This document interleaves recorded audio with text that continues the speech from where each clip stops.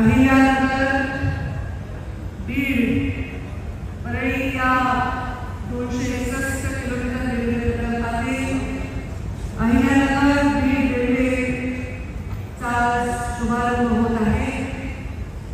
या शुभारंभाला मंचावर उपस्थित या राज्याचे अत्यंत कष्टाळू आणि कर्तृत्ववान मुख्यमंत्री, ज्यांच्याशिवाय हे शक्य झाले नसते असं म्हणलं तर वावगं ठरणार नाही, आदरणीय देवेंद्रजी फडणवीस मंचावर उपस्थित या राज्याचे पालकमंत्री आणि त्याचा मान्यता आहे अभिनंदनाला, आणि या राज्याचे उपमुख्यमंत्री, वित्तमंत्री, ज्यांच्या पुढाकाराने उद्घाटन आता प्रत्यक्षात उतरत आहे। मंचावर ज्यांनी मार्गदर्शन केलं, ज्यांच्यासाठी परत मिळेल आणि त्यांना मार्गदर्शन करायची संधी मिळाली ते खासदार बजरंग बाप्पा सोनवणे। बजरंग बाप्पा तुम्ही जायला बघून मला आनंद झाला, आमचा दबंग खासदार आहे, कारण तुम्ही ते दबंग खासदार, तर दबंग खासदार त्यांना पहिल्यांदा उभारले त्या खासदार प्रीतमताई मुंडेंना आमच्या मोठ्या भगिनी खासदार लक्ष्मीताई पाटील, ज्यांना पहिल्यांदा खासदारकीची भाजपकडून करायची होती तेव्हा मी 17 वर्षाची होते, मी त्यांचा प्रचार करत होते आणि मी तिला रेल्वे आणू अशा प्रकारचे भाषण आम्ही तेव्हा केलेले ते आज प्रत्यक्षात उतरत आहे। मंचावर उपस्थित माझा बंधू जिल्ह्याचे पालकमंत्री झालेले आमदार धनंजय मुंडे,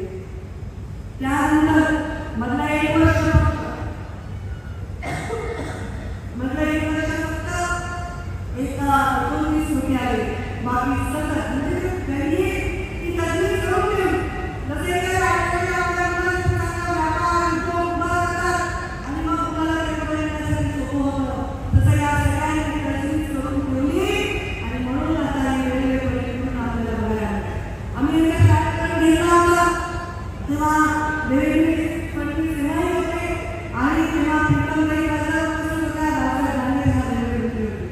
आपल्या या देवेंद्रसाठी आम्ही सुरेश प्रभूंची खास आभार मानण्यासाठी त्यांना बाळासाहेबांना म्हणून त्यांचा सत्कार केला होता आणि त्यांनी सुद्धा त्यांच्या देवेंद्रची काळात भरून मदत केली.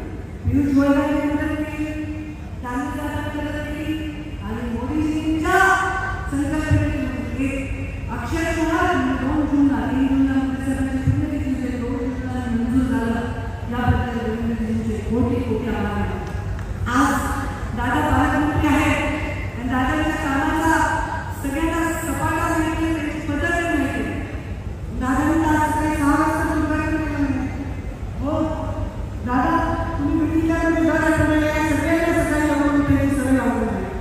6 वाजता हॉस्पिटलचं उद्घाटन केलं. पण दादा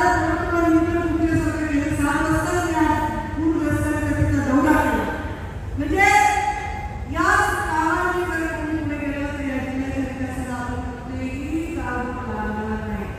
मी या जिल्ह्याच्या पालकमंत्री होते, ग्रामीण विकास मंत्री होते, तेव्हा या जिल्ह्याला जिल्हा परिषद येणारच नव्हती. सगळ्या जिल्हा परिषद ग्रामीण विकास मंत्री झाल्यावर काय बघा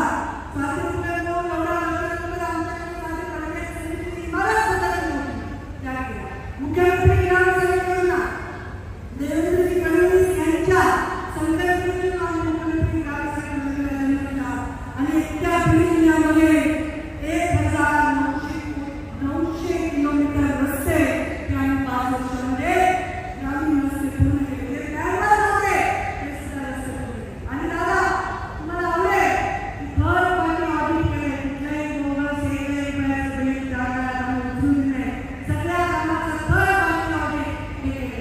त्यामुळे आमचा जिल्हा डोंगर दऱ्याचा जिल्हा आहे, डोंगर दऱ्याचा कामगारांचा यशस्वीकरणाचा आहे, स्वाभिमानी माणसाचा देखील हा जिल्हा आहे आणि खूप कष्टात आहे. तरी जिल्ह्याच्या लोकांचा स्वाभिमान कधी नाही.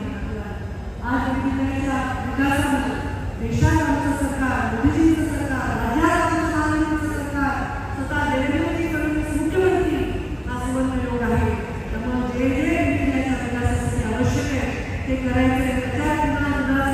स्वतः दादा हे आपले पालकमंत्री आहे, दुसरे दादा पालकमंत्री त्याचं काही महत्व नाही. दादा वित्तमंत्री आहे, त्यामुळे सर्वांनी दादा म्हणून आम्हाला बाळामंत्रीपेक्षा जास्त म्हणणार नाही, तेवढं तरी आम्हाला आर्थिकदृष्ट्या आवश्यक द्या. म्हणजे हा निधी कसं आहे, प्रगत जिल्ह्यामध्ये राजकारण करणं सोपं आहे. जे ऑलरेडी माणसं शिकलेले आहेत, पुढे गेलेले आहेत, व्यवहार आहे, पैसा आहे, आज मुंबई आहे, पुणे आहे, या ठिकाणचं राजकारण वेगळे आहे. म्हणजे डोंगर कपाळातले लोक आधीच पैशाने त्यांच्याकडे आर्थिक परिस्थिती नाही, त्यांच्याकडे रोजगार नाही, अशा ठिकाणी काम करून उभं करणं सोपं नव्हतं.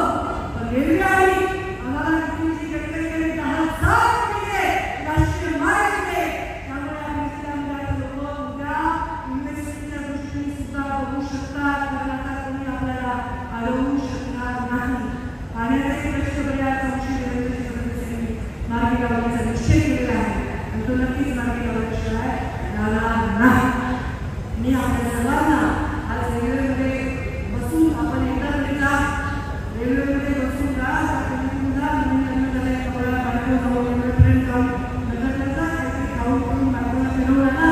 तुम्ही आपल्या आई वडिलांना घेऊन जा नगरपर्यंत आणि या रेल्वेला अभिमानाने बघा, स्वाभिमानाने बघा, श्रेयवादाने बघायची गरज नाही.